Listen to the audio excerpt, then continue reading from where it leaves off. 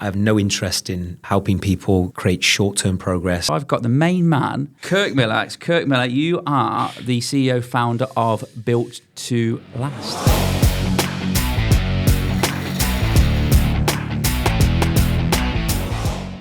We help entrepreneurs, business leaders get and stay in the best physical and mental shape of their lives. So your biggest thing is really unfulfilled potential. The better someone feels physically, mentally, emotionally, by doing that, optimizing their potential, every single aspect of that person's life is going to benefit. Mm-hmm. Do you think, though, in society we are, and obviously we've got many young people on their phones every day, do you think that's caused an obsession with clean eating, and has that an impact on people? It's only an obsession if people don't have control on what they're doing. Second Friday of January is actually called Quitters Day. How can you get the biggest ROI from your time? I honestly believe if you plan ahead, then there's no reason why you should be giving yourself bullshit excuses. Make this year you are 100% authentic with yourself.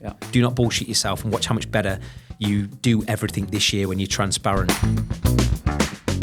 Happy New Year, everybody. Welcome back to Taking Care of Business. I hope you're feeling good.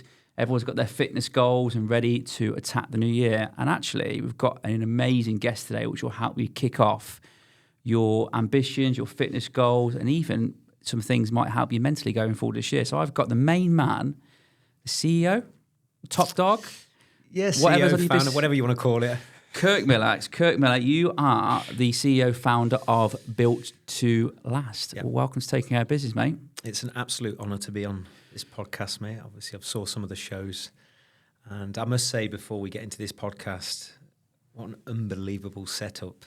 Thank you, mate. I appreciate that. It really is so impressive. A lot of coin, mate, and gone into the place. And it's we like to make sure when people come to work, it's a comfortable environment and try and keep them here a bit longer. So. No, it's so impressive, mate. I mean, obviously, we've just done a talk on the importance of environment, and it's what you've done is incredible. It really is. So we've got some juicy things to talk about today. One of the things is Kirk, how he looks like in a pair of pants on Men's Health magazine. So we'll talk to you a little bit about that in a little bit. That was about 15 years ago, mate. So there's only so long I can live off that. You're also an ex-professional footballer, which we'll touch on a little bit, and we're going to talk about you and your business and some of the top VIP people that you work with and how you help maximise their performance, their energy and their life. So we're from Coventry. Bizarrely, we've not probably crossed paths in our time, and we're pretty similar-ish ages. I think I'm 40 and you're 41 now? We must have. Maybe. I was saying to Lewis, we must have, back in the day, maybe the odd Careys or somewhere horrible like that. I used to love Careys. Don't get me started on that. Okay, so tell me a little bit about Built to Last, because it's fascinating. I've done some research myself. The girls have given me some heads up. Tell me a little bit about what you do at Built to Last. So Built to Last, in a nutshell, we help entrepreneurs, business leaders get and stay in the best physical and mental shape of their lives and live with confidence they never thought possible. It's based on lasting change. Okay. The name Built to Last is there for a reason. I have no interest in helping people create short-term progress, whether it's physically, mentally or emotionally. We're the program where once you work with us, the changes you make are the changes you keep and stick.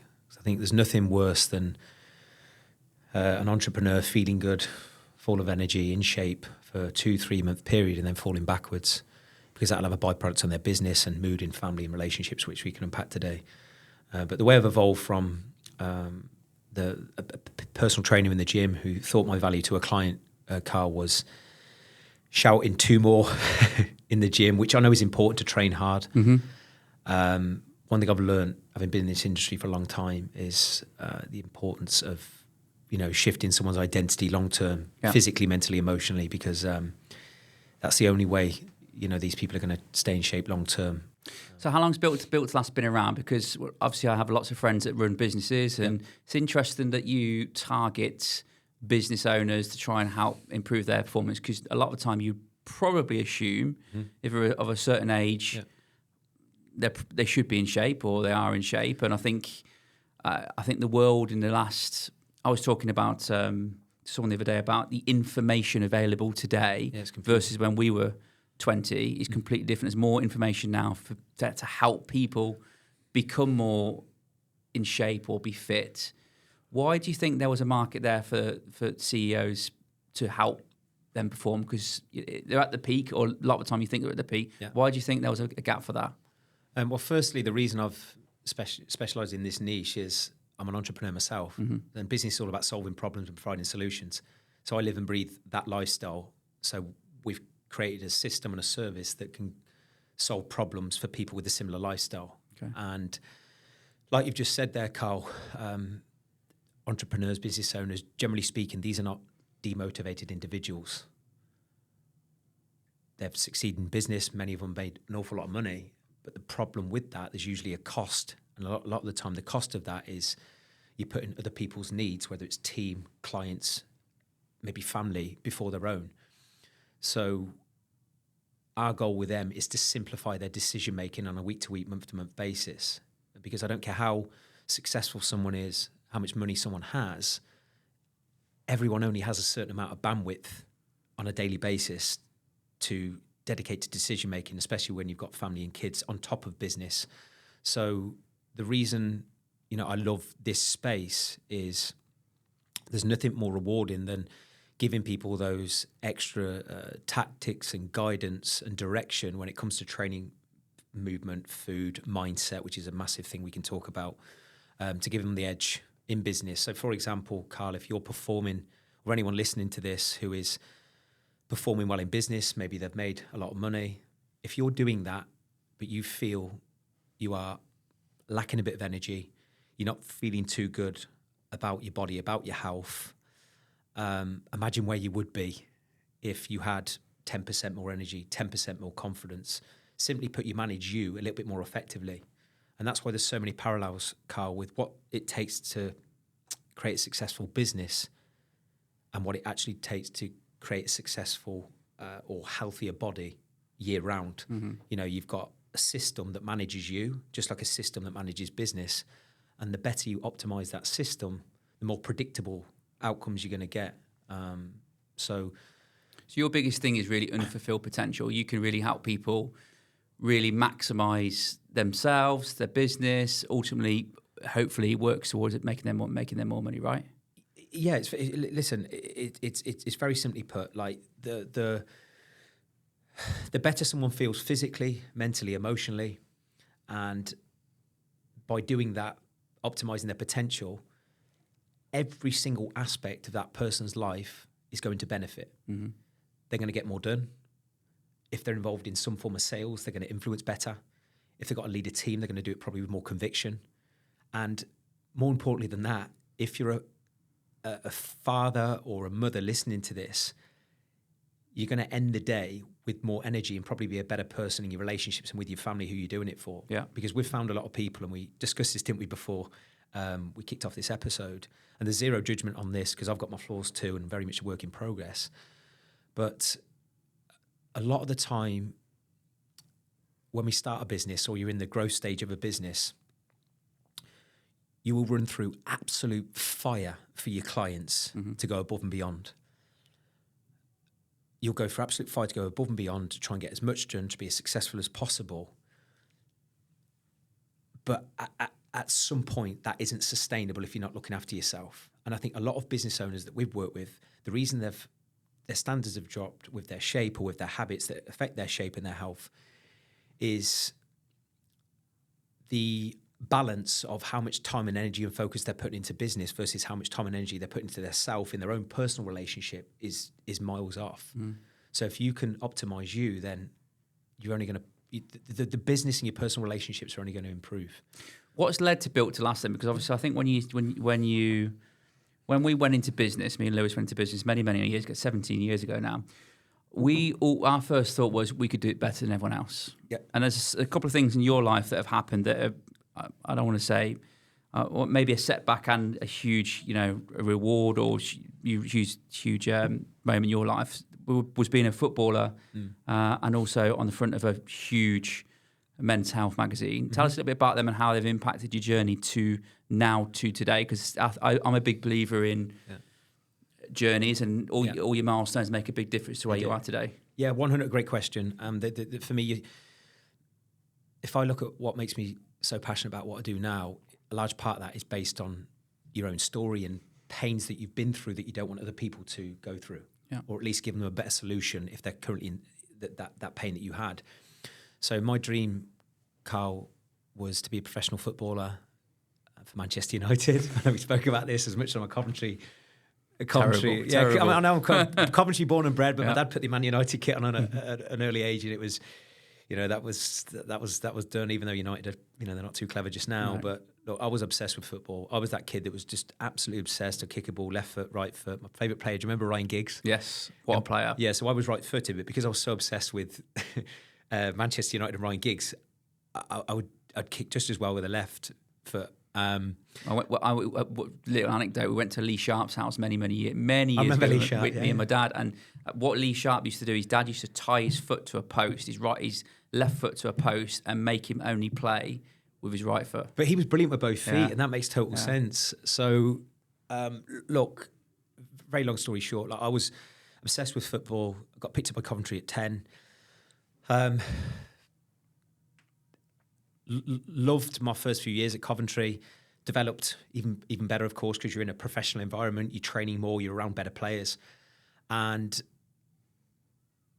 I suppose the first sort of major part of why I'm so passionate about belief systems and mindset, at the age of 13, Carl, picture the scene. I'm in my bedroom, and me and my brother, we shared bunk beds. Like we share bunk beds, and my dad comes in, and he comes in with a piece of paper. He's on the phone, and he's so excited, and he's writing down Manchester United scout. So he gets off the phone, and he's like, "Kurt, I've just had Manchester United's chief scout call me, and they want you to go up to Manchester at the end of the season to sign schoolboy forms, and you'll be able to meet the first team." Now, Carl, this is where Manchester United had Sir Alex Ferguson, there was Cantona, there was Beckham, there was Sharp, there was Giggs, all these players. And if you'd have said to me, Carl, what do you want to do and who do you want to be at the age of 4 or 5, when I could talk, walk, and was aware of life, it would have been play for Manchester United. The problem was I couldn't move up to Manchester or join them straight away because you weren't allowed until you were 14, from 14 to 16. So I had a long time to wait. So anyway, I thought, right, I'm going to keep this quiet. About a week later, I'm training with Coventry, and Gordon Strachan, the first team manager at the time, he turns up at the training ground. And that was unheard of. He did not turn up to the, under 13 training ground. And he says to me, get pulled away from training. He says, "Kirk, we know Manchester United have called you, but we don't want you to go anywhere. We're going to have a sit down. We're going to talk." And I tried to deny it, Carl. I'm like, Gaffer, as you had to call him. Gaffer, I don't know what you're talking about. Look, Kurt, we know you're a Manchester United fan, but we don't want you going anywhere. So I'm faced with two choices, Carl. Do I follow my heart, in my heart of heart, what I wanted to do, which is sign for Manchester United? I was the kid that would literally watch every game with my dad, with my brother. Even now, if I probably watched some of those games, in the first Premiership seasons, I could probably tell you exactly what's going to happen. Yeah. So, but that's my dream, right? So for 10 years up to that point, or I don't know, 9 years, 4, when I could first aware of Manchester United, when your dad puts a kit on you. Now you've got that moment, but it was a risk. I had to take a chance on myself and have more belief. If I move to Manchester, I can become a Manchester United footballer. Or I take the safe option. Gordon Strachan in Coventry offered me a professional contract at the age of 13. So I knew when I left school, I was going to be a guaranteed professional footballer for Coventry City, on paper, right? So you got the safe option, sign for Coventry, or the uncomfortable option, but that was in my heart what I wanted to do, sign for Manchester United. Without guarantee pro, but you imagine in that environment how much better I probably could have got, and I take the safe option. Why? Was it through parents' convenience, being close to home? I made a story. Great question, Carl. I made a story up for years that it was because of my parents, my mum, who said, "What about your studies? What if it goes wrong? And what about your school?" And I'd have had to be away from them, don't forget, in digs from 14 to 16. But that's nonsense. Did you have a final say on where you went, by the way? Of course I did. It was me. Of course I did. It was me. Think about, Carl, as a kid, how many times you ignore your parents when they ask you to do something or want you to do something. Yeah. But deep down, the reason I turned on Manchester United, there was something in my belief systems and heart that didn't believe Kirk Miller from Council Estate in Coventry could become a Manchester United footballer. So as confident as I might have portrayed up to that point, I'm the best in my school, I'm the best at Coventry. When it come to the crunch, I wasn't brave enough, and I didn't have the belief that I could succeed as a footballer. Fast forward 7 years later, that so-called safe option, I get released in a 30-second conversation with Gary McAllister. I remember walking up the stairs to his office where you get told, I was 19, 20. I get told, Kirk, we think you're a fantastic footballer. There's definitely a place for you in professional football, but it's not going to be at this club. Your services are no longer required. So that so-called safe option, Carl, 7 years later, wasn't as safe as I thought it was.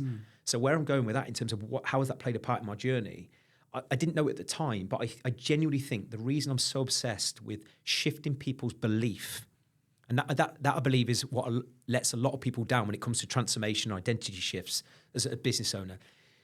That is why I'm so passionate about shifting someone's belief and identity, because that was the thing that let me down when I was 13. But I didn't know that. How has that changed your view, though, on risk-taking going into business? Because the fact is you didn't take a risk. Yep. How's that?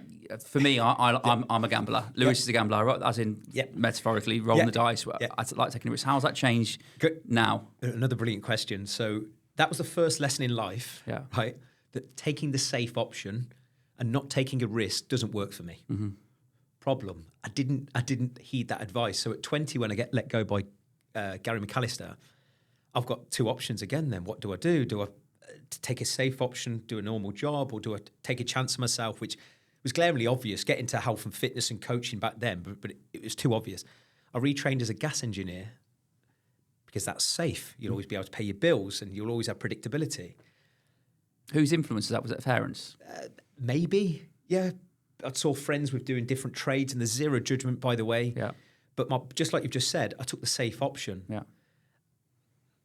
For the next 5 or 6 years, even though I had safe income, emotionally, I was an absolute car crash because I'd replaced football, which was something I loved and had purpose, and I genuinely felt alive, to then you're doing this thing that wasn't giving you purpose and wasn't making me feel alive, okay? And I was doing something that was safe, that didn't meet my needs. So come the weekend, drink, drugs, destructive behaviour patterns. But that was all as a result of taking the safe option. That safe option from the age of 20 continued up to 26. So really, Carl, from the age of 13, me playing safe up to 26, that's 13 years, didn't work out too well, right? So then what happened, at the age of 26, I had a friend who put me forward for the men's health competition. They used to do a competition, Carl, or for anyone listening, where you'd submit 3 pictures and you had to do a 250-word write-up. They loved the normal guy, the normal everyday guy that was in shape. And you remember the men's health back in the day? I preferred it, if I'm honest. Yeah. And they loved the story around the normal guy but looks in shape. And I didn't even do the write-up myself. That's how despondent and lost in life I was, Carl, at that point, right? But my friend pushed me to do it. The reason, again, I didn't do it myself was because Kirk Miller from Council Estate, I still had that same belief system that I did at 13, that it can't be me. No one from Coventry gets on the front cover of Men's Health and wins a competition. Thankfully, I got pushed to do it and I won it, right? And that was my third moment in my life where it's, are you going to take the safe option, continue doing what you're doing, or are you going to take a chance on yourself? And it might go wrong, but it might go right. Mm-hmm. So that was my third lesson. And there's a quote, a lesson will keep repeating itself until you do something different, right? So at 26, I finally took that risk that I probably should have took at 13 and should have done at 20. Carl, I retrained as a personal trainer. I quit my job, this is no joke, with the guarantee of only 5 hours personal training, literally. So all I thought was, as long as I can pay my bills and I can eat and I could train, I don't care. And I had friends, I had family, what are you doing? What if it goes wrong? And I had that internal voice again going, what if it goes wrong?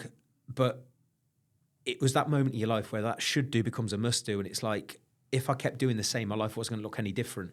And if you're listening to this, and this is why I don't want anyone thinking. If you look at any of my stuff, it's all about the body. It's not. This is why the mindset and emotions is so important. I've been in shape my whole life. Okay, I'd been in shape my whole life, but it was my mindset and my emotional state that was letting me down. But quit my job with 5 hours personal training, got busy quick, as you do when you follow your passion, follow your purpose. Become, I suppose, the big fish in a small pond in Coventry. Very expensive as a personal trainer compared to other trainers. But that was the first real risk in business, I suppose, that I took.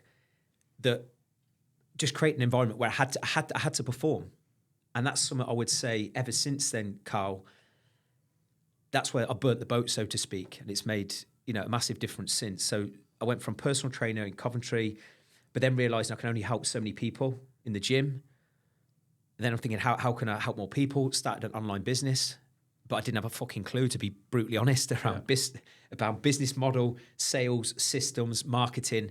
There's a big difference between being a good coach and being a good businessman who can coach, right? So started online training, was overwhelmed with about 5 clients because I thought my value to a client was a weekly phone call when I didn't really have the infrastructure and the systems to help that client outside of the gym as much as I do now. But the world's changed as well, right? There's a lot more information and apps available that support what you can do. It has. But like, I needed to get better at business and I needed to be brave again. So I realised 2 things. One, Coventry, just like you and Lewis, I needed to change my environment. And that meant for me at the time moving to London. I just wanted to put myself in a bigger environment. I was still personal training a bit as well as online coaching. And I knew I wasn't going to, with the greatest respect to anyone from Coventry, I wasn't going to meet my queen and my princess in Coventry. Yeah. It just didn't feel like that was going to happen. So I wanted to go there for that reason, but it was personal growth, push myself and just take a risk and moved to London, got some high profile clients there. But then when it comes to online, I knew I needed help. So I've had business mentorship and been obsessed with business. In particular, I'd say the last 7 years. So where are we at with the business now today? So how many clients have you served or you're working with actively? Yeah. I know you have huge get-togethers as well on events on a regular basis. Yeah, so Built to Last, we're a premium service. We're not like a budget cookie cutter generic, here's a training plan, here's a diet plan. The way we've evolved, Carl, is very much a life coaching program for me. We just happen to get entrepreneurs in fantastic physical and mental shape to boot. We've evolved. I mean, from a business stat perspective, I've evolved from charging £45 an hour, maybe even less than that at some point in Coventry as a PT per hour. Now we're a high ticket service where our start investment packages are anywhere from 5k up to someone's one-to-one with me. It's 30, 40k a year. Yeah. But we've had to evolve our model and service with that. So we've served hundreds and hundreds and Which, in the grand scheme of things, when you say 30 to 40,000 on your life, your mindset, your body, it's actually not a lot, right? No, it isn't. And look, the thing is, the way we've got the model, I've got a world-class team in place now. Yeah. They don't need to work one-on-one with me to achieve their outcome. We've got a very clear customer delivery process, with the way we, deliver our service now. That goes far beyond your standard online service. With the greatest respect to some of the other coaches, and I've been this coach, so there's no judgment, but giving someone a training and a diet plan is not helpful to an entrepreneur. You need to help them with the decision making and managing their lifestyle week to week, every month, year round. And we don't take on anyone for less than 12 months of the year. Reason being, if you're an entrepreneur that has struggled to sustain consistency from January through to December, and you want consistency from January through to December, you need to have different practices in place across those periods. And people have different emotional behavior patterns and social patterns across these years. But yeah, coming back to your question, we've worked with hundreds over the years. But client-wise now, Built to Last, I say we're very precious on who we take on. It's probably around 130 active paying clients inside Built to Last. But they're also, who all have dedicated access of a one-to-one, coach as well. But it's the community aspect is a major major impact on the client's results as well. The second Friday of January, I don't know if you know this or not, second Friday of January is actually called Quitters Day, where most people quit their New Year's resolutions or start to quit their New Year's resolutions. Mm-hmm. What does Built to Last do? What do you do to ensure that's sustainable? I know you do 12-month programs, but it's very easy to fall off the wagon. You make these big commitments to yourself. We've seen it this morning on the 3rd of January. We're going to do this. This is what you got to do. But the second Friday in the month, people give up that quickly. Yeah. What do you do to ensure you really stay on the tracks, you stay on the trams? Because I'm sure you see it more than most, where there's these self-promises and I'm going to do this, and there's the first sense of temptation. People give in or give up. Well, I think firstly, Carl, I mean, this could be so open-ended that this answer to this question, but generally speaking, if people have given up, whether it's in January, February, or wherever, they don't understand the real emotional driving force behind being healthy and in shape. There's not enough value on it. So they're not understanding the benefits of how being healthy can impact many different, your happiness, your everything. 100%. Because if generally speaking, people will happily focus their time, attention, maybe even money on things they value, right? What is the ROI on that? Otherwise, people won't consistently do it, okay? And I genuinely think from a mindset perspective, it's forgetting the why behind it and who actually needs them healthy and at their best. So the first step before you start on any transformation journey, and if you're listening to this and you're setting your goals up, before you even think about what am I doing, my training, my movement, my food, and all the things that I can share as best I can on this podcast, get clear on what is the emotional value and benefit on my life of being healthy and in shape year round, not just January. Who else benefits? List as many reasons why or how your business will get better. Will you make more money? Will you lead better, get more done? Also, will you be a better parent, better partner if you are healthy and in shape? And the reason that's so important, Carl, is when that motivation dips, and for many people listening to this, it'll be at the end of January, if they're lucky, look at that list. Or next Friday. Or next Friday. Yeah. Look at that 2 weeks into January. Look, whatever the date is that you think I can't be bothered to train or eat healthy, or this goal doesn't mean as much as me, or isn't as important to me anymore. Look at the list and ask yourself, what are the consequences? What are the consequences going to be on my life if I down tools my health and fitness routine right now? Mm-hmm. So that's from a mindset perspective. But then if we look from a system perspective, right? Because as I just shared with you, Carl, a lot of our clients, they know the why. You know your why, right? Your kids need you, your family needs you, your business needs you. So I kicked off a health and fitness journey probably 18 months ago. I realised 6 months in after really breaking myself, losing about 10 kgs, that actually to be really healthy, you have to have a long-term view on it and not look at it as X amount of time.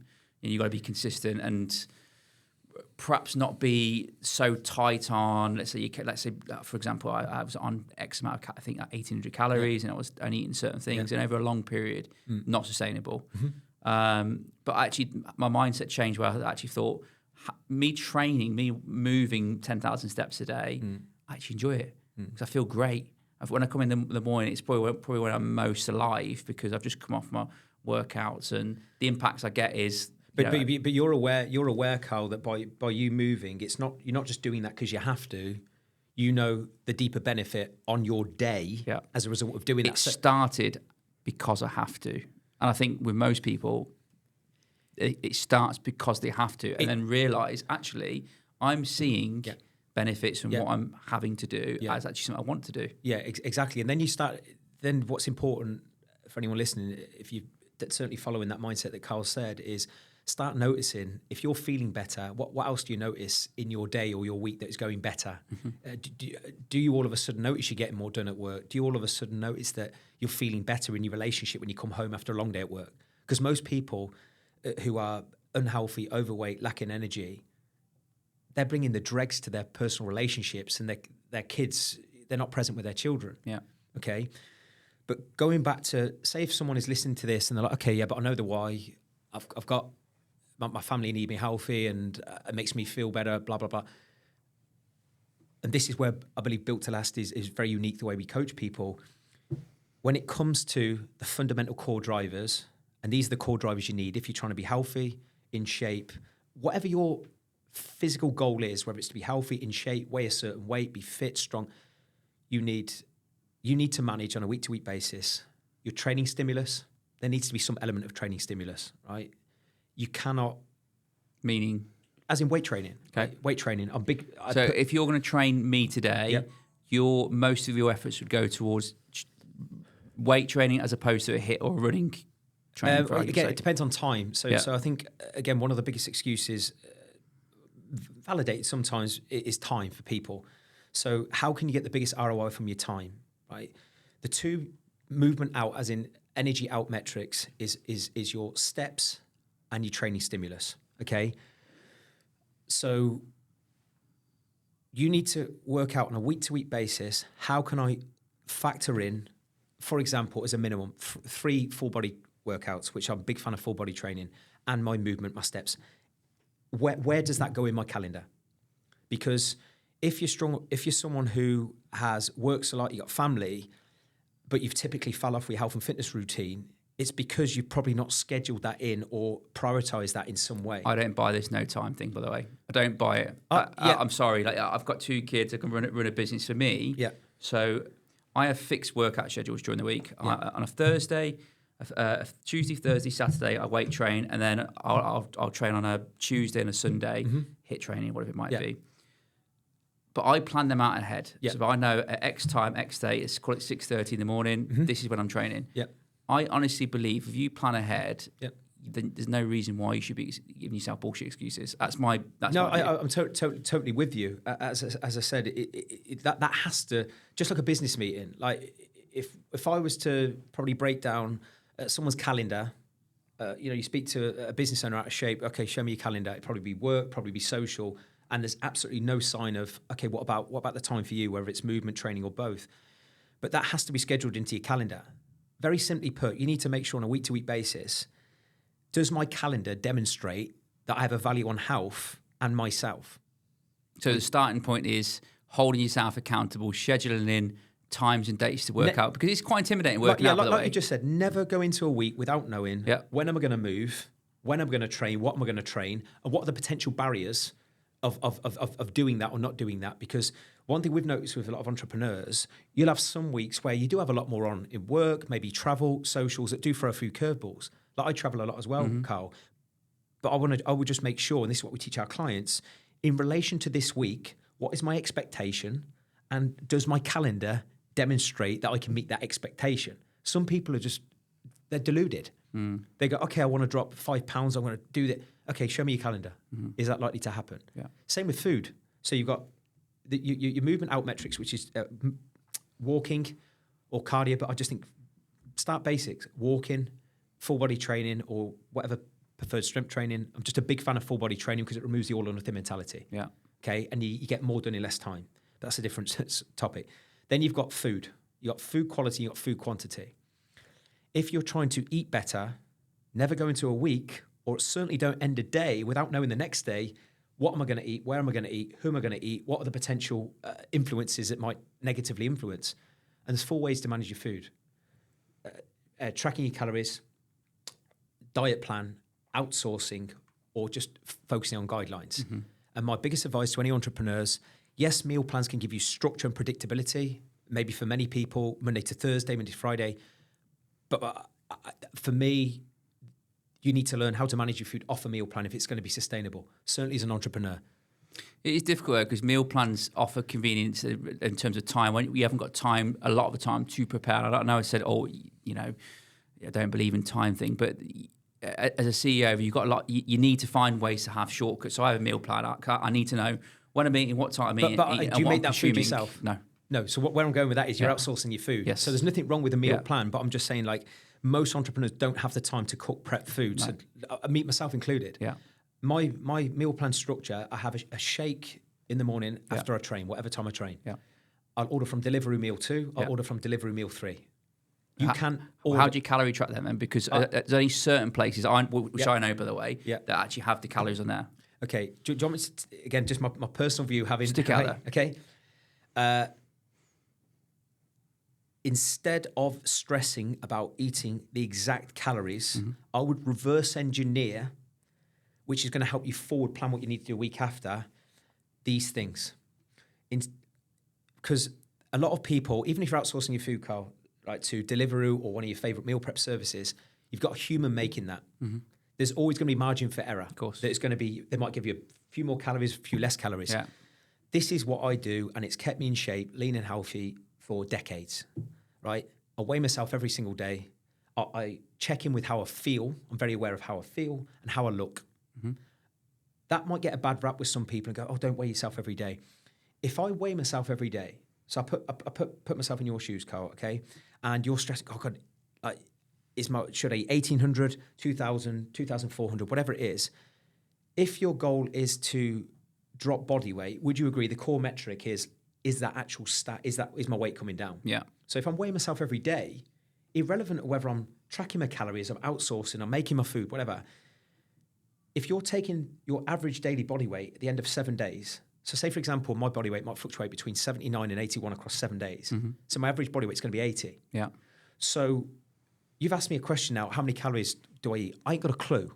But if I'm weighing myself every day, then, and I'm happy with the direction that's going in, whatever I've done the previous 7 days is working. But you've had a long track record of doing this, right? So let's say someone today, 3rd of January, they're starting out on their fitness journey. It's a new start. Surely calories, for someone that's new to this, absolutely. They need guardrails. They do, absolutely. But you've got to make sure, and I'll give you a couple of examples of what we do with our clients, right, for people listening, because you're totally right. You've still got to make sure, is what you are doing or what you are asking people to do aligned to that person's lifestyle.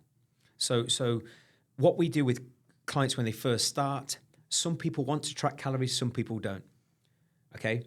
But like you said, we need to have an awareness of the food we're putting in our mouth, okay? And if you don't want to follow a meal plan, then tracking calories to start with is fantastic. But you want to make sure that what you're tracking versus what you're eating is accurate, okay? Then if someone doesn't want to track calories, take pictures of everything you're eating, okay?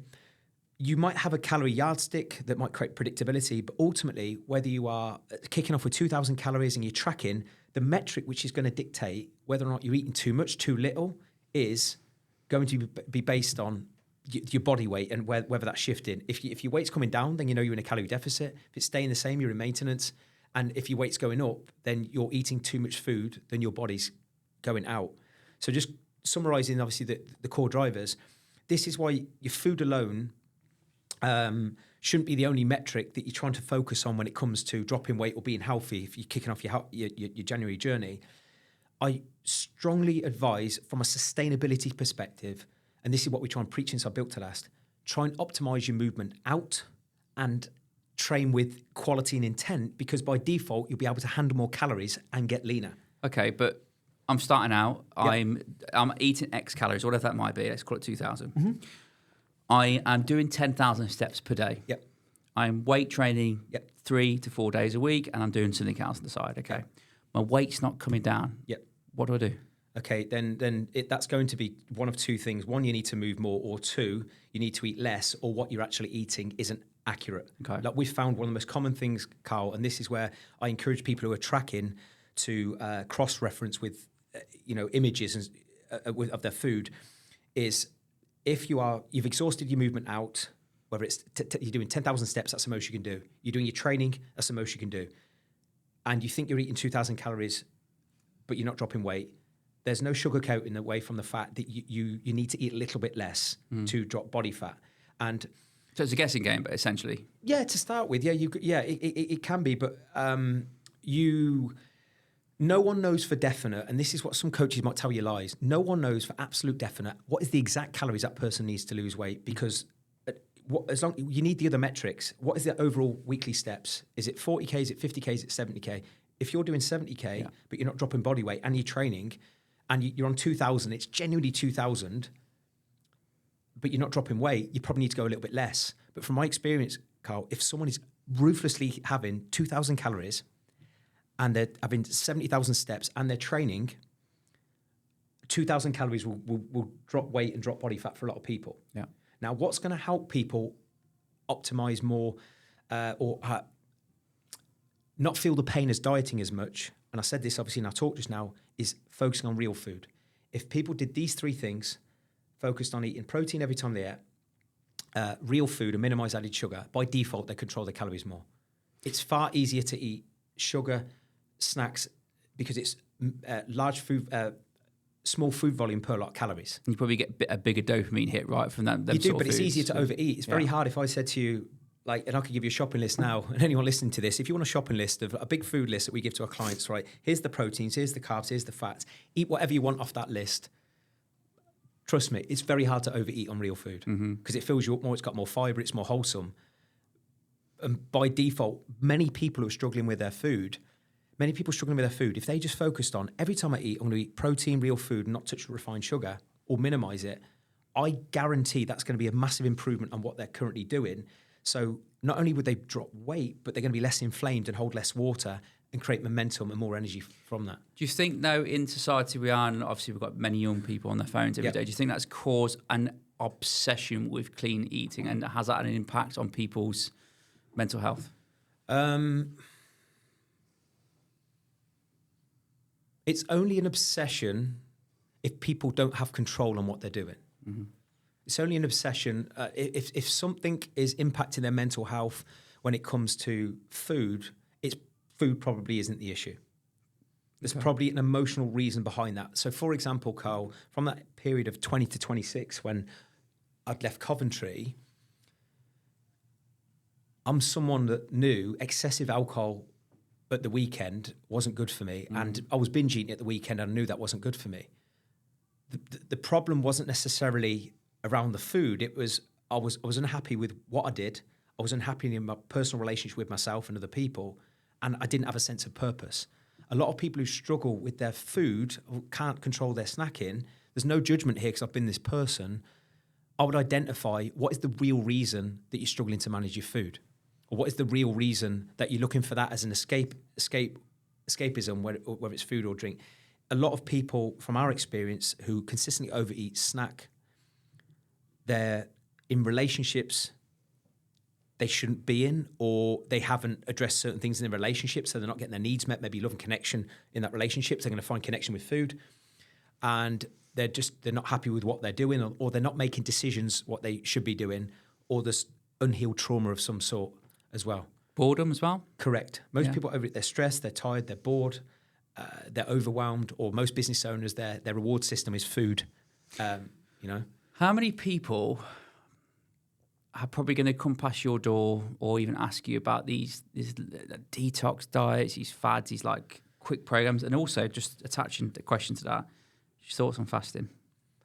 So twofold. First of all, anyone who's thinking of fasting, like ask yourself, and this question you should ask yourself before you do absolutely anything. Why am I doing this? I would imagine a lot of the time it's because they're trying to undo damage they've already done. They're trying to do a quick fix. I'm going to starve myself for a couple of days. Yeah. It's a bit like the person who's been on a 12-week restricted calorie diet and then they can't sustain it. You're just patting down the problem. It's just a short-term fix. And look, for some people doing a couple of days fasting, if that creates momentum to then give you that kickstart, it's a good thing. But is there not benefits in terms of, I can't remember the exact terminology, but it's where the body eats itself in terms of regeneration? Is there not? It can do, but I'm going to stay in my lane here. I'm not an expert on that side of things, mate. But all I know is having coached so many people, I'm yet to coach anybody who has fasted for 48 to 72 hours, who's then got a control on the real stuff that you need to master. That if you want to be in shape all year round, you need to learn how to manage your food, your training, your movement on a week-to-week basis, and that's going to look different each week, each month. So we agree, detox is fasting. If you can't see yourself sticking to it for the next 12 months, then it's as good as broken, Carl. And you know what? That might not sound sexy, and it's not like the marketing hawk or the clickbait. Trust me. It's just like business. You're the average of what you do, not what you do every now and then. So we've had clients, right, say if you fast for a week and you have this glorious weight loss drop, or you train and you eat perfectly for 1 week, if you can't sustain it for the next 3 weeks after that, then what's the point? So I would focus on in January. It's not sexy again. It's not.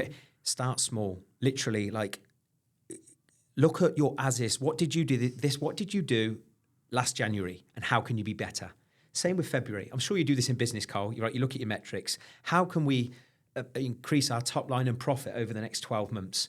Would you agree? You've probably got to improve your performance and your numbers month to month based on previous numbers. Yeah. It's the same principle with fitness. So the great question to ask yourself if you listen to this is, in relation to my expectation of how I want to look, what I want to weigh, and how I want to feel, are my current inputs likely to make that happen? Mm-hmm. And if the answer's no, look at your training stimulus. What can I do more or better? Look at your movement. What can I do? Do I need to move more? Look at my food. What's the food, drink, snack, or both that if I ate less of it or stopped doing it would have the biggest impact on my weight, okay? Then with your sleep. Is how much I'm sleeping and the quality of my sleep helping or hindering my performance and decision-making the next day? Speaking for myself, by the way, so sleep and not drinking. I drank less than 5 times last year. I can count my hand. Yeah. Barely drink anymore. And sleep, game changer. Game changer for recovery. For me in particular, if I'm doing heavy sessions, if I get more sleep, I feel much better the next day. I've started to do, I've got an infrared sauna, amazing for sleep also in my garden. Sleep for me and lack of drinks. When I was drinking on a Saturday or Friday, it was taking me till Tuesday and Wednesday to feel normal. Now for me, if I'm drinking, let's say twice a month, I'm losing 4 working days, maybe 6 working days a month because I'm not feeling great. Put that in perspective, if everyone's drinking every weekend and it takes them, let's say 2 days every weekend, 8 days a month, practically half of your working month nearly gone because you don't feel great. Not just working days, but these are people who are doing that consistently. These are the same people who don't have time to train. But it's not a time issue. It's you're not managing your energy effectively. And you're probably not managing your calendar effectively. Most people, just coming back to it again, Carl, who are overeating, drinking, or worse at the weekend, they're not managing their calendar effectively. They're not managing themselves effectively. I can almost guarantee that the people who have reactive behaviour patterns, overeating, drinking, or both at the weekend, is they're doing that from escapism. They haven't got control and agency on their week-to-week life.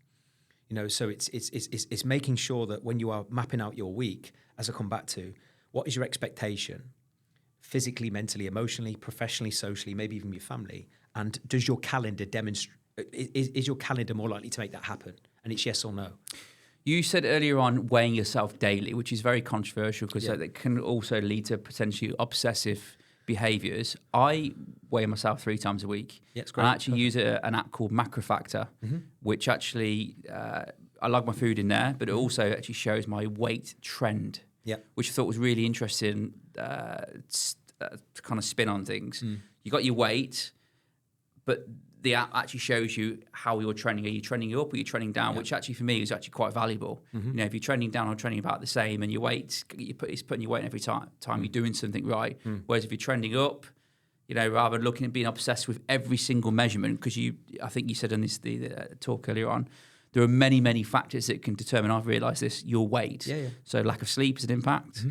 Lack of hydration or maybe too hydrated. Food or too much food, too little food. Menstrual cycles can make a difference. There's so many different things. So, I see positives in weighing yourself regularly, but do you think every day is overkill? I'm just sharing with you. Like a lot of people ask what I do to stay disciplined. A lot of people, it's not a motivational issue that they struggle with. It's a discipline issue. And many business owners listening to this, they will. One of the reasons they've made money is they measure and monitor they look at their bank balance every day. They look at their numbers every day. So if being lean and managing your weight is important to you, then the more you pay attention to it, the better your habits are likely to be afterwards. So for example, if you see your weight trending up, it doesn't have to be every day, by the way, but even doing what you're doing is perfect. But say if you stepped on the scales and that's going up a little bit too fastly than what you like, then guess what? That's going to be an emotional cue. Guess what? Let me just tidy things up a little bit. We've just come out of Christmas, and I said to clients, I didn't want them tracking calories and all that stuff over Christmas. I said, listen, just monitor your weight still over Christmas. And if you feel bloated and you're not happy with that weight on certain days, use common sense. Strip back your calories a little bit, move a little bit more. I'm not going to try and force my way on anyone, Carl, listening to this. But ultimately, everything is for a feeling. If you are not feeling good about your health, your body, your weight, your shape, and it's impacting your professional performance, your relationships, and your energy for your children, etc., do something about it. But what you pay attention to improves. What you don't pay attention to declines. So many people will check in with their team, with their clients, with their business, with their numbers, but they don't check in with themselves. And this is what Built to Last does, of course. We keep people accountable. But one point I definitely want to make on this podcast, which is important, is the important, and obviously we just spoke about this to your team. You can know all these tactics I'm sharing about nutrition, training, movement, water, sleep. What's going to increase the likelihood of you doing these things you know you need to do is being in an environment surrounded by healthier people, having peers and friends and people to keep you accountable that value health and fitness and the things that are important to you. So what if my friends aren't healthy and I want to make a change? If they're not healthy, then you can't force anyone to do something they don't want to do. If they're not healthy, you've got two choices. You accept them for who they are, which is fine, right? I've got people in my life that are not healthy, but if they're influencing my habits for the worse and that isn't aligned to the life I want and how I want to feel, then I'm going to see them less or just be very direct with them when I'm with them. And I have no qualm if I'm at a dinner table, if I don't want to eat a certain thing or drink a certain thing, I do what's right for me, not what's right for them. Too many people, they live their life in accordance to other people's values and needs and not their own. So if you've got friends, family, partners, that's okay, right? To not have the same values. But if you look back at the last 12 months listening to this and the people in your life aren't helping influence your habits for the better and it's costing you in some way in your life, find a peer group or people who are aligned to that health, body and life you want. Yeah, of course. Do you know what I mean? A couple more questions. So I think we can agree the younger generation, let's call them 20-somethings. I've got younger brothers, 25. He's actually moving over in a couple of weeks. Amazing. Mental health has become more and more and more a prevalent thing, and we can argue and discuss, is it an excuse, is it genuine, lots of other reasons. Do you think mental health apps or aids could or would replace traditional therapy in the future? Well, apps replace actual therapy. Yeah. It can do to some degree, but from my experience, Carl, it depends on the severity of someone's mental health issue and trauma. As much as I know AI is going to be very prevalent in a lot of businesses and can help certain levels of coaching, and there's resources out there. I've been doing this a long time, and honestly, the deeper the problem, the more that needs hands-on coaching. Yeah, you can't systemize that in my like our business model. Carl, we have a lot of things systemized, from the way we structure our plans and education, community and all this stuff. But the reason we create long-term behavior change, and if you look at any of our testimonials, right, like what is the one word they all say? Life-changing. They're not saying, oh yeah, this six-pack.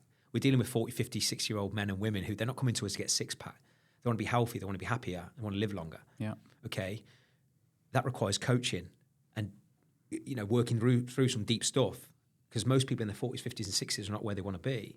It's usually an emotional issue or a belief issue, which is why I'm so passionate based on my story of helping solve that, right? But if people in the 40, 50, 60s, and you're closer to the end than the start. Correct. And it's more I need to do something to stop the cycle or to slow things down or whatever you want to look at it, right? But it requires coaching. Yeah. It requires coaching, in my opinion. I've got some fantastic people in my circle and network that are unbelievable around the subject of emotional well-being. The reason this subject for me, is so important, Carl. Even at our last Built to Last event, like we're a health and lifestyle management business, and on the front end, people might just see it as body transformation. It's not. Even on that event, we had two absolute giants in emotional well-being. Every talk was geared around mindset and behavior change of some sort, because we know this is the thing that can hold people back going from where they want to be, from where they are to where they want to be. But a lot of people just lack accountability. The problem with apps and things like that, it just doesn't give you accountability, especially if you're an entrepreneur, a business owner. Like I know myself, like I've got mentors still in my life. Now, Carl, I've got a communication coach because I want to be emphatic as a coach when I communicate, when I lead, when I public speak, all that type of stuff. But I invest there's apps out there to do the same thing, but it keeps me accountable. Yeah. The same with, I've got business mentorship now. My model has evolved. I wouldn't have the service that I do if it wasn't for leaning on people who've done what I've done and better. 2 last questions. So, what are your 3 non-negotiables for someone starting out on their fitness journey? Is question 1. Mm-hmm. And then question 2 is, what do you do with your Built to Last clients to help them goal plan or be, set some objectives for the year ahead? Yeah, great question. So the first question is, what was it? The 3 non-negotiables. Someone said, I'm your client. I'm starting out. I'm a bit overweight. I don't feel great. What are your 3 non-negotiables to me to ensure that when we go into this, we're doing it properly? Mm-hmm. Okay, so firstly, let's just keep things simple. I do 1 thing for mindset, 1 thing for nutrition, and 1 thing with movement. Mm-hmm. Okay, as I said earlier, the number 1 thing is to get clear on why is it important you are healthy and in shape. All right, yeah, that is the number 1 thing. Firstly, get clear on what is the emotional value, what is the meaning for me doing this, mm-hmm. right? Because otherwise, you're not gonna do any tips. If I say do 10K steps, track your food, blah blah blah, that is the number 1 thing. Do you actually really want to change? What is the why, and who needs you on your A game? Okay, so I'll do that from a mindset perspective. From a movement perspective, I'd look at what you're currently doing and ask yourself, how can I move more than I currently am if that's the thing that's holding me back? So literally, you need an awareness of like some form of self-evaluation on your movement. Do you know, I was shocked, by the way. So when I started tracking my steps, when I started out on this, I was shocked how little I actually moved. Mm. And actually, when to begin with, 10,000 steps seemed a hell of a lot. Mm. But now it's like, well, it's just part of my day. This morning, I've done 6K walk this morning. Yeah. But do you think many people realise how little they do move? Yeah, you're correct. But it's the same with food. So I can probably tie in the movement and the food similar together. I'll go through exactly what we do in Built to Last. You need an awareness of data, right? You need an awareness of data. And I would say, look, because you've only asked me for 3, because I don't want to get into training, right? But if I said, even if someone doesn't train, or if your goal is to be healthy and fit and live with energy, like walking, as simple as it is the most fundamental thing that's going to create output, that's going to allow you to handle more calories and just make you feel better day to day, right? But you need to know, right, how much am I moving and how much do I need to move in relation to my goal? But as I said to your team earlier, look at what you're currently doing and move more than the week before. Yeah.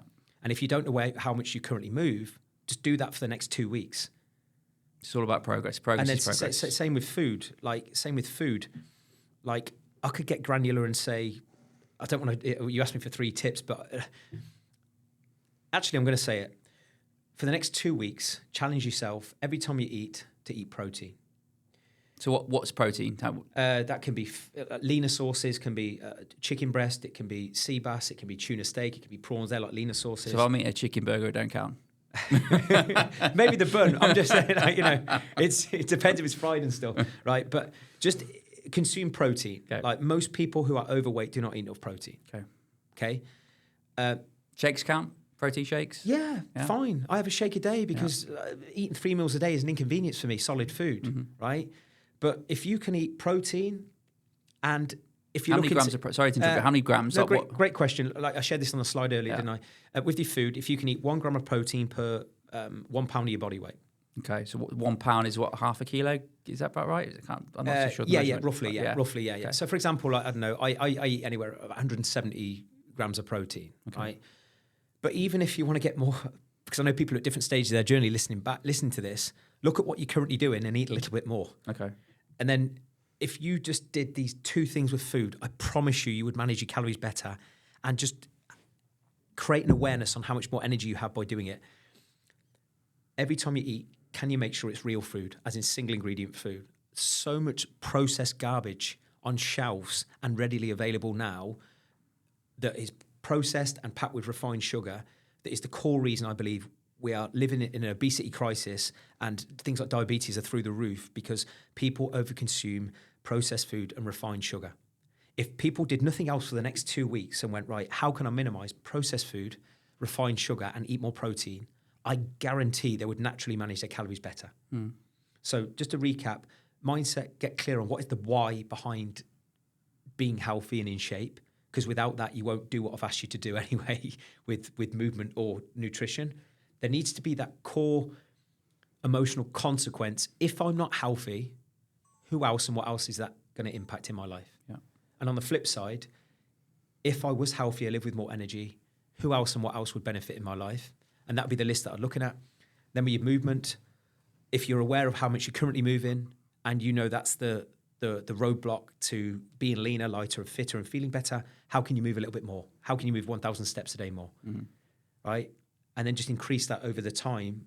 And then with food, if you start your journey, just evaluate over the next 2 weeks your food, the food you put in your mouth. Write it down, take pictures, write it down, track MyFitnessPal. The reason I say to people, be malleable or do something that you can see yourself doing. Carl, we've coached an awful lot of people. And I think lazy advice is me saying to you, Carl, right, you're busy and you've got a stacked calendar and you're not very techie, you don't like apps. So there's a lot of overwhelm on your phone anyway. Yeah. Me saying to you, track your calories on MyFitnessPal is another thing to do that just might be an inconvenience and just something that it creates friction. So some of our clients, for example, if they don't want to track, that's fine, but just take pictures of everything and we can evaluate that practically. Okay. But even if someone's going, right, I haven't got a coach to help me evaluate that, it's amazing when you literally take pictures of everything you put in your mouth for 2 weeks, you'll notice patterns and trends. Yeah. So whether you track your calories, whether you take pictures of your food or you write it down, look at that at the end of 2 weeks or at the end of each week and go, right, in relation to my goal, if your goal is to be leaner, lighter and healthier, if I was to put all that food on a table that I've tracked, took pictures of or written down, what is the snack, the food, maybe the drink that is consuming more calories than they're worth, if that makes sense. Yeah. And everyone's going to have one or two things that probably makes a big dent in their calories that takes seconds to eat, that if they did that less or remove completely, would be the thing that would create that calorie deficit the following week. Cool. Does that make sense? That's simple. Before we finish, Yep. As it's New Year. Sorry, you asked me another question. No, I'm going to ask you that question. Before it's New Year, Yep. New Year's resolution. What are your goals and what do you do to help people with their goals? You have to tell me all your goals. So what are your goals for 2025 and how do you help the people with them? So my goals. Just can be one of them. No, you know what? Don't tell me all of them. I'll be very transparent, mate, because I literally refined this yesterday as well, Carl. And obviously, I've got a big year coming up, and we discussed this, didn't we? I've got a little girl on the way. Amazing. So I would say this year, Carl, again, full transparency, previous years, a lot of my goals previously have been literally generally around my own training and health, but predominantly business. Yeah. Do you know what I mean, right? This year, because I've got a little girl on the way in a few months' time, I've made sure that goals in my relationship and with my little girl and my family are just as important as business. Mm-hmm. So my personal goal, and this ties in with what you've just asked me, how do we help clients do this? Our last event, because I think it's so open-ended and you get so granular on goals for literally everything, generally speaking, you've got a key personal goal, professional goal, physical goal, and emotional goal, okay? But for me, my personal goal is literally to be the best parent possible. Do you know what mine was a few years ago? Be there at bedtimes. Read stories. Do we need to have a little chat? So you be there at bedtimes. Don't be absent, because my father growing up wasn't always there, busy, whatever. So be there at bedtimes was a win for me. Yeah, but just tying in what you just said, it's okay having a goal, but then I want to break down what is the one thing I need to do to make that happen. Mm-hmm. For me to be the best parent possible, I need to be 100% present, whether I'm with my little girl for 10 minutes or 1 hour, 100% present. So I've literally put habits that I need to make that happen, because the reason why a lot of people fail with their goals is they don't get granular on the one thing or the key habits that are going to create that goal. Yeah. They're wishing rather than trying to create a system or some emotional attachment to actually making it happen. So for me, I want to be the best parent possible, and in order to do that, I need to be 100% present when I'm with my little girl. And then what I also do, and I think this is going to help a lot of people actually stay committed to their health and fitness goals, and this is what we do with our clients. Like, I shared my goals on stage to my clients, literally just like I did just there, Carl. Be the best parent possible. I need to be 100% present. And then I asked myself the question, how will being physically healthy and emotionally healthy help me with that, achieve that goal? Me being physically healthy and emotionally healthy and happy, I'm going to be a better parent. Less distracted, more present, more... 100%. Yeah. If I'm a physical mess and emotionally all over the shop, there's no way I'm going to be a parent being 100% present with intent. But what that does by default, I have days, Carl, like you and everyone else listening to this, I don't want to train. I don't want to eat healthy. But if I'm looking at my goal sheet of I'm trying to be a healthy parent and I'm an absolute car crash with my own personal habits, I'm contradicting what I actually say I want as a goal. Mm-hmm. Same with my professional goal. My goal with Built to Last, got two, is from a delivery perspective, I want to create 52 world-class transformations. And people might go, oh yeah, but that's not like a financial target. The reason results are so important in a coaching service business, right? If we are creating world-class results, which we pride ourselves on, right? I don't believe there's anyone in our industry creating world-class transformations in entrepreneurs who are busy, etc., than we are. So 52 individuals where you can showcase, look what we've done to help these people. Yeah, the reason that's important, it makes every single aspect of business easier. If you've got evidence that you can do what you said you would do, and I'm delivering on my promise when you invest in me, Carl. And very fulfilling, I can imagine. So yeah, think about this. So you got different business, but we've got a similar. We've got market, we've got sales, we've got delivery, we've got product, all these different things. If we're delivering world-class results, it makes my job of marketing to attract more clients easier. If I'm delivering world-class results, it makes converting sales easier because we've got catalogues of evidence that we can do what we said we would do, and it removes doubt from the prospect's mind. From a coaching perspective, if we're creating world-class results, our coaching team are going to feel better. They're going to enjoy their job more. Yeah. Which one thing I would say we're really, really strong within our business is the coaching delivery, because we put the work in, we upskill, we positively challenge. I love some of the mantras you've got around this office, right? We cut through the bullshit. We're not yes men. You can't. It's like a football team. Yeah. You can't have a world-class team if you're not calling each other out. Yeah. So we measure stats on every single client. So we have stats and data on every single client. We have 2 coaching calls a week. There's metrics on whether or not that client is on track, yes or no. If they're not, I'm asking fucking why. Yeah. Right? But going back to the professional goal, 52 world-class transformations, because it makes every single aspect of growth within the business, retention, referrals, all that stuff.